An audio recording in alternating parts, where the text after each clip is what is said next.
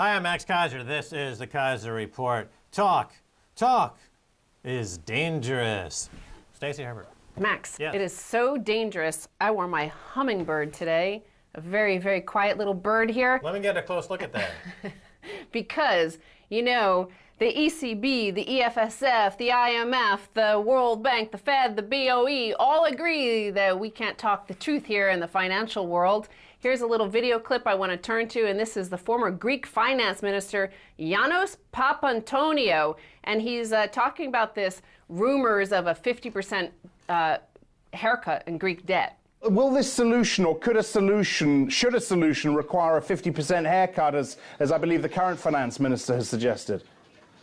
No, the current finance minister has refuted this, and this is a very dangerous proposition for Greece, because default of equal to 50% will set in motion CDS, may set in motion a financial crisis in Greece, and there are very serious contagion effects to the rest of the Eurozone. And I think discussion on such options is not helpful. The truth is trading down. It's in a bear market. Lies are trading up. It's a bull market in lies and silence about lies. Yes, so the talk is dangerous, he said. It's not the actual financial and economic system that we live in that is the danger. It's the talk that is causing the CDS spreads to widen. It is the talk that is causing Greece to collapse under. It has nothing to do with the austerity measures or anything like that. Right, well, Yanis Papantonio has financial herpes. I mean, and he doesn't want to talk about it, understandably. But the cure for financial herpes, Yanis Papantonio, is you got to talk about it. You got to go to the doctor or whatever, and you got to take care of your financial herpes. I realize it's embarrassing, and you shouldn't have been fornicating with the IMF. They gave you the financial herpes. Now you're a pariah. So, of course, Max, the Finns never talk. They're very famously quiet. And lo and behold, Finnish Parliament approves stronger EFSF. Well, what is it? EFSF is European Financial Stability Fund. This is yet another financially engineered pool of toxic financial junk that they have birthed into existence through Blythe Masters' birth canal, through neoliberal claptrap, and they're hoping that this is somehow going to wash away their sins, but it exacerbates the sins. It makes it much worse. And the Finnish Parliament, shame on you, because you had the right idea at first by saying no, because you're against financial terrorism, but now somewhere in the Finnish Parliament, somebody took a bribe, now, obviously. Max, they had to be quiet. They were told. They had one guy who spoke up, and he was dangerous. He said the wrong thing. He was put away. Now all they had to do is raise their hand and be good little bailout artists. That's what they did. Bailout artists, con artists, they're all the same. Poor Finnish people. Terrible. Let's move on to what is not considered dangerous talk by these financial elite. EU's Barroso calls on ECB to do whatever it takes in crisis. There he is, that little picture of Jose Manuel Barroso, the European Commission president, standing at the podium, free to speak to the world this garbage. He says, "We trust that the European Central Bank will do whatever is necessary to ensure the integrity of the euro area and to ensure its financial stability." Well, Barroso wants to consolidate the banks. They want to create a Eurobond. They want centralization of power. They want loss of sovereignty of the Euro countries, increase the power of Brussels and the European Commission. He's completely spewing nonsense. He's anti-competitive. Let me explain something, Stacy Herbert. The solution to these banking problems is to be pro-competitive. That would mean fostering competition in the banking sector, not creating more too big to fail banks that by definition are not competitive. That's what Barroso's talking about. He doesn't understand a thing about economics, finance, or markets. He should be removed immediately. Yeah, but Max, your talk is considered dangerous, and yet this man's talk is not considered dangerous. And yet hundreds of years of history have shown and demonstrated without a doubt that centralization is dangerous. He is putting us in a more dangerous position. The thought of that the ECB can rescue the financial system that was birthed in its own image. They're forcing a collision in the Eurozone between different countries. France and Germany will be at war. Germany will be at war with the rest of Eurozone. This is exactly what the euro was set up to avoid. Barroso is saying, no, we want World War III, and we want a huge inter-scene in war in Europe. That would make us all rich, wouldn't it? Well, Barroso is celebrated because he's saying we must trust in the ECB. Only the central banks can save us. So let's go to the other major central bank in the world, and that's the U.S. Federal Reserve. Here comes Fiatak Watch. Ben Big Brother Bernanke goes Watergate, prepares to eavesdrop on everything, mentioning the Fed. Yes, the Fed is apparently seeking the creation of a social listening platform so they can see who's talking about them and, importantly, note when they're making negative comments and perhaps intervene and prevent this negative comments from happening. No, this is some of the unintended consequences of the Patriot Act. This is the paranoia of the Fed. They're breaching all kinds of laws. Again, another unintended consequence of Barack Obama giving blanket immunity to Verizon and other telecom companies when they were caught spying on people. So now Bernanke wants to just do wholesale spying on people to try and figure out who out there is trying to get rid of the Fed in this paranoid, schizophrenic, delusional mindset he's got. Let me just point one thing out, Ben Bernanke. I am volunteering to come to Washington to help you straighten out your problem. If you read everything I've ever written and you eavesdrop on me all day long and stick a video camera up my schwing, you'll find out that everything I've said can only help you do your job better as a responsible person if you want to get out of the business of financial terrorism. But I don't think you want to get out of the business of financial terrorism because you're an ideologue and you are part and parcel with those very elements that are destroying economies using suicide bombs. You're a suicide banker. He doesn't need this fancy schmancy expensive software. All he has to do is go to google.com, enter Ben Bernanke. Oh, look, the third search, Ben Bernanke drunk. Well, okay, well, there you have it. I mean, they're going to spend millions, hundreds of millions, building a spying platform when they just enter into Google Ben Bernanke, and it's clear the problem is that he's an alcoholic. That's what people are saying about him. Let's look at Twitter, Max. I'm going to do a search there. Rhonda Bentz writes, has anyone seen Ben Bernanke? He owes me money. Ben Bernanke, give Rhonda Bentz her money back. Let's look at this tweet here. Mark Faber says the Federal Reserve is a criminal organization. That didn't take too long, did it? See, Ben, you just have to tune into this episode of the Keiser Report and give us how much do you think they're giving away for this software program? Well, I'll fly to Washington for free and sort them through their problems. But, if you're going to put me through changes, I'm going to have to charge you accordingly, like 50 or 60 million bucks. Now, let's move on to another one of these international financial institutions, these masters of the financial universe who say, you little people down there, speak only kindly of us, otherwise the system will collapse. Here is Timothy Geithner. Geithner says new democracies need inclusive economies. So this was Timothy Geithner speaking before the annual meeting of the IMF and World Bank. And he said, the fate of democracy in North Africa and the Middle East depends on building economies that help the youth of those nations. Democracy counts on this. Yeah, and unemployment in America is at 25% amongst the youth. Exactly, and in Egypt, it's the same. The same. In Tunisia, it's a little bit more, 30%. So he's saying democracy counts on including the youth. Now we know that the US and all of Europe, they've excluded the youth. So what is he saying? What is he telling us? I think what he's saying is democracy, according to Tim Geithner, depends on creating a Hitler youth. I think he's saying in fact, there is no more democracy. We do notice that. We see that when we were saying earlier, Barroso wants integration, consolidation, more power in the authority of the European Central Bank and the European Commission. They're openly telling you the ingredient of a democracy means you have to have jobs. Well, there's nothing coming along that lines. They have no jobs for you, Max Keiser, or the people out there. No, Bernanke and Geithner, they chose in America, when they confronted with the crisis in 2008, to bail out the creditors and the underwater mortgage holders instead of trying to help the people who are working or saving money in a capitalist system. We know where the bread is buttered for them. We know whose side that they're on. They're on the side of the speculators and the terrorists. Geithner's words mean nothing. He's a pathological liar.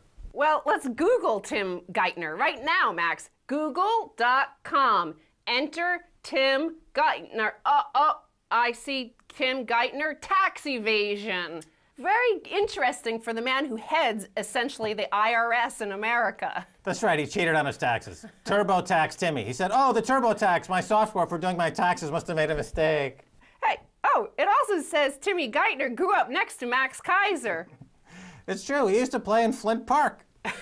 It's a little park in Larchmont, New York, and I could see he had the eyes of the devil. All the mothers at Point say, stay away from Tim Geithner, he's the devil! So final headline here, Max. Speaking of tax evasion, Greece runs out of ink, can't print tax forms. So this is Zero Hedge, and they caught a good little piece in the Financial Times article about the austerity measures. And they note that conservative opposition New Democracy Party said a shortage of ink had prevented the computerized tax center at the Finance Ministry from sending out claims to taxpayers over the last 10 days.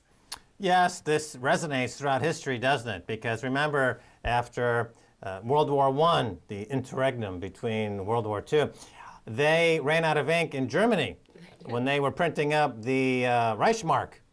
They only had one side printed. Similarly today, there's Bernanke, there's Geithner.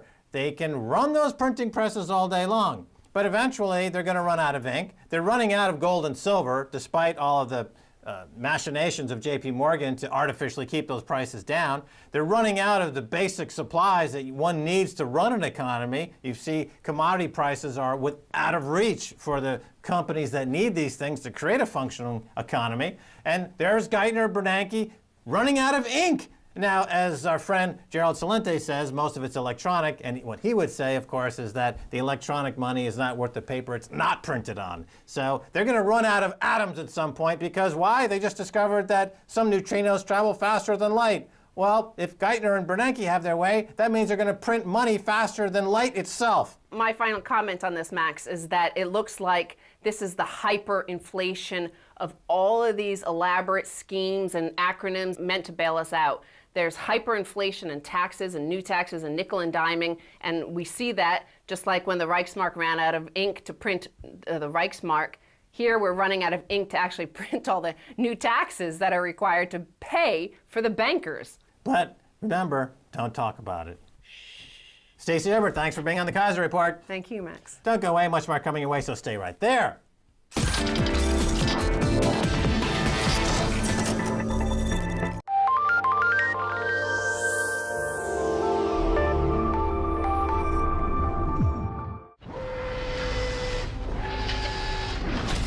Welcome to the future, bringing you the latest in science and technology from around Russia.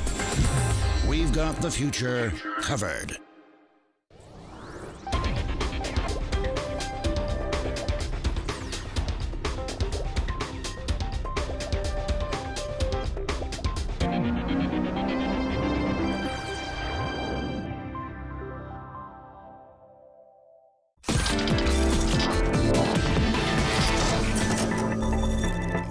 Welcome back to the Keiser Report. I'm Max Keiser. Time now to go to New York. Speak with actress, comedian, writer, director, producer, Roseanne Barr. Roseanne is an Emmy and Golden Globe winning performer for her role as a fierce working-class domestic goddess on the hit comedy show Roseanne. Roseanne Barr, welcome to the Keiser Report. Hey, thank you very much. Now, Roseanne, we met on Twitter via hashtag Occupy Wall Street. Tell us how you ended up. Yeah, we did. How did you end up speaking at Occupy Wall Street, and what is the mood there? I ended up speaking there to announce my candidacy for President of these United States as well as Prime Minister of Israel. It's a twofer. And so I went over there, to give my speech, and I've traveled all over the country giving that speech now for about a year. The mood there, it was pretty fantastic. It was very calm, very peaceful, a lot of deep thought, a lot of solutions being put forth, a lot of really cool young people, some older people, but it's kind of real, reminds me of the 60s when we all kind of tried to do the exact same thing. Okay, now Roseanne, when I was in Tahrir Square in Cairo during their protests, I noticed that their demands of the protesters were very clear. Now, what are the demands of the Occupy Wall Street protests?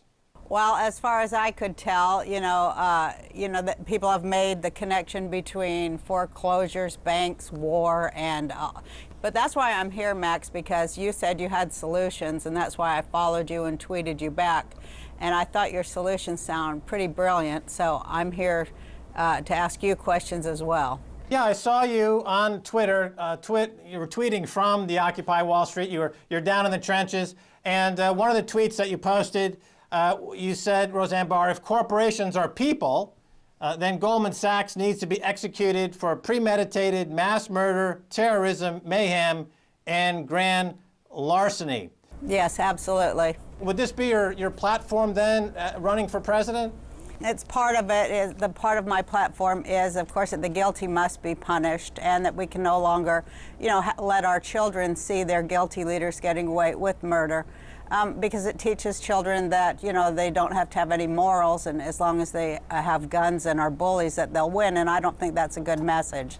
I do say that I am for the return of the guillotine, and that is for the worst of the guilty.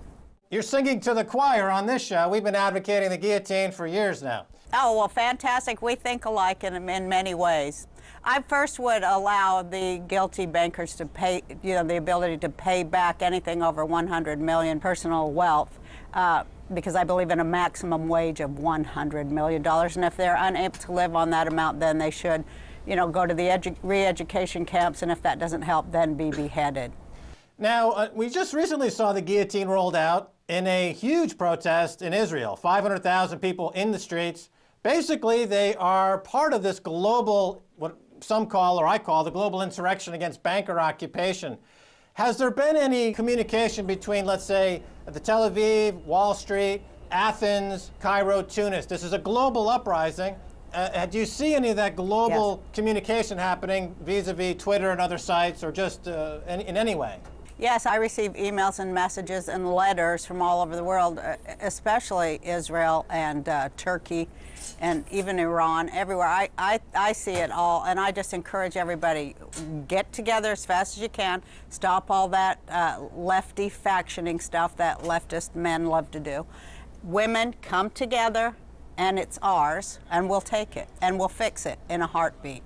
Okay, on the Twitter-osphere front, we have some questions from Twitter. I'm going to ask you a few Twitter questions.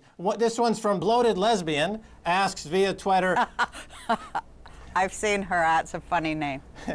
She asked, if given the opportunity to confront Lloyd Blankfein or Jamie Dimon, what would Roseanne Barr say to them? You're under arrest. Short and sweet. Okay, next question from Bill Twaddle on Facebook. He asks, would you support an Occupy the Fed protest, seeing as without the corruption, the banking fraud couldn't continue? So this is a question about getting a little bit more fine-tuned and maybe occupying the nexus of this problem, the Federal Reserve. Absolutely, they got to go. They're out of here as soon as I'm elected. That will be my first act. First I will make war illegal. I'll get rid of the war on drugs and all other fake wars that we're losing in the United States, and I'll kick out the Fed, and I'll legalize marijuana and forgive all American working debt. Okay, now those positions sound roughly similar to Ron Paul. Yeah, but I'm not against big government. I love big government, because if it was not for big government, we never would have built a middle class in this country. So I advocate a return to farming, and I have put most of my personal wealth into returning America to be the breadbasket of the world, because that is exactly what built a middle class in this country. And so I'd like to see a return to that. And, you know, I advocate organic farming, heirloom seeds, and end to the Monsanto Corporation, which is poisoning the web of life. And just common sense solutions to what seems like insurmountable problems, but are actually very simple. All right, I want to now talk about solutions, because we started out the interview saying we would get into some possible solutions for Occupy Wall Street, and we promised people in the Occupy Wall Street that we would talk about some solutions. Now, let me put something out there, which is that the blood that makes the occupation of the banksters work, their stock and trade is their stock price.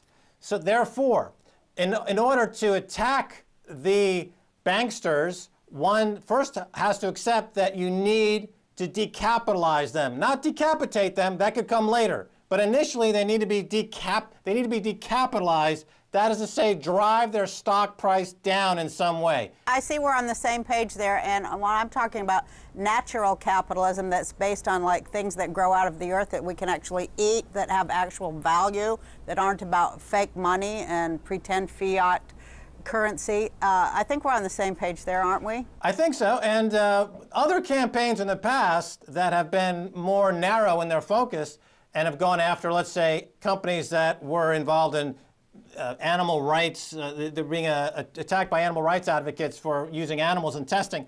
They brought risk to the balance sheet of those companies. I'm thinking of Stop Huntington Life Sciences, and that stock price went to zero, and it had a tremendous effect. That seems to be a model that could be transitioned to the Occupy Wall Street thinking process. What do you think? I love it. That's why I came on to hear more from you. Could you break it down and like say it simply? Tell people out there that don't have, that may not, just give them the simplest thing to do. What do you suggest the simplest thing we all could do would be? Go through J.P. Morgan's books with a fine-tooth comb, find out where they're breaking the law, and then make it known to the money managers in the world how they're breaking the law, thus putting risk on their balance sheet and driving that stock price down. Clearly they're breaking the law, but the money managers still hold the stock because they haven't been told. Once they're told, they have a legal responsibility to act. It's all about putting risk back to them where it came from. Okay, all requires just a simple analysis of their 10K, their 10Qs, their SEC filings, where they're hiding their criminality, their criminal behavior, their financial terrorism. Make a big issue of it, and their money managers, by law, must sell the stock. And then, to add a kicker to this, you can actually encourage hedge funds to attack the stock also by selling it short. So you're leveraging the system against the system instead of being victimized. That's fantastic. That is fantastic. I think that, there's one big company that everybody should focus on, and we all know who that is. All right, now finally, last question. As you head back to Los Angeles, Roseanne Barr, are you taking the Occupy Wall Street fight with you? And if so, how so? I just continue to encourage people and to join them when I can, all over the place. And if I can't, be in Egypt or Tel Aviv, I have friends there, and I send them encouraging, heartening messages that, to continue, because we're fighting an enemy, I think, that can go down easily. And the more people know and the more aware they are, the easier it's getting. And people are getting aware and more aware every second of how interconnected and how small the group at the top, that 1%. There are not very many of them. Right, there's only a few hundred actually. And yeah. So let's just to get this straight. And some of them could actually, I think, be shamed into doing something different, because a lot of them have souls and are human. And, they could come over to the side where you don't make blood money anymore, because, we're not, this world is beyond living as one blood cult at war with another one. We're in a whole other world now. And so we encourage them to, become aware and join the land of the living. All right, finally, another Facebook question from Luis Schulborg. It's a question about how did you come to your current thinking politically? Was there an event in your life, or how did you first get into your political point of view? Well, I was always political because my father, my grandfather, they were very political. I grew up in Salt Lake City, Utah, as a Jewish girl, and that was a little difficult. But also, my family were socialists, so I was like a red diaper. A little late for that, but I always was political because my family was always political. So, you know, once you're trained to see everything which to me means you just see how things are connected. That's what political means to me. It doesn't mean like taking a side or voting or any of that stuff. It just means being aware of how things are interconnected. Okay, and then on the economy front now, we're saying the exact same thing about the global economy. How are things connected, and how are we getting abused? Well, we're going to have to figure that out, and I think we will figure it out, and I think we are figuring it out. But of course, if I was president, I'd just get rid of all currencies and begin a new currency based on barter and actual value of vegetables. And I've said that I would replace all dead systems based on war and blood cults with a new kind of thinking that's about, you know, getting the food to the hungry. Because that's a simple problem, actually, and yet we never, you know, politics and government prevent us from doing even the most basic things to save ourselves. So I think we just need to let it go, because I think it's falling, and it'll fall no matter if we come up with our own Ponzi schemes to push it over. It's already fallen, and I think we need to get something new real quick, because when currencies fall, that means food shortages come next, and you know, it's not looking pretty. So I think we need a whole new way of backing off from a dead and dying system and creating a new living one. All right, Roseanne Barr, that's all the time we have. Thanks so much for being on the Keiser Report. Thanks. All right, and that's going to do it for this edition of the Keiser Report with me, Max Keiser, and Stacy Herbert. I want to thank my guest, Roseanne Barr. If you want to send me an email, please do so at keiserreport@rttv.ru. Until next time, this is Max Keiser saying bye, y'all.